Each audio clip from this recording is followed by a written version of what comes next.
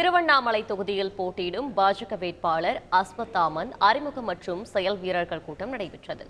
இந்த கூட்டத்தில் பாஜக, பாமக உள்ளிட்ட பாஜக கூட்டணி கட்சி நிர்வாகிகள், தொண்டர்கள் பங்கேற்றனர். கூட்டத்தில் பேசிய அஸ்வத்தாமன், மத்திய அரசின் திட்டங்களுக்கு திமுக அரசு ஸ்டிக்கர் ஒட்டி வருவதாக குற்றம் சாட்டினார். நல்ல அரசியல்வாதிகள் எல்லாம் ஒரு பக்கத்தில் கூடியிருக்கிறார். நல்ல அரசியல்வாதிகள், மக்களுக்கு சேவை செய்ய வேண்டும் என்று நினைக்கிற அரசியல் தலைவர்கள் அத்தனை பேரும் இன்றைக்கு நம்முடைய கூட்டணியில் இருந்து கொண்டிருக்கிறார்கள். இதை மக்கள் உணர்ந்திருக்கிறார். பாரத பிரதமர் நரேந்திர மோடி அவருடைய திட்டத்துடைய பயனாளிகள் 8 கோடி பேர்.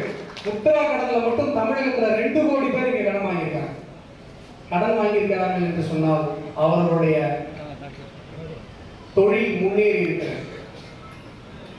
ஆனா இங்க திமுக என்ன பண்ணுது?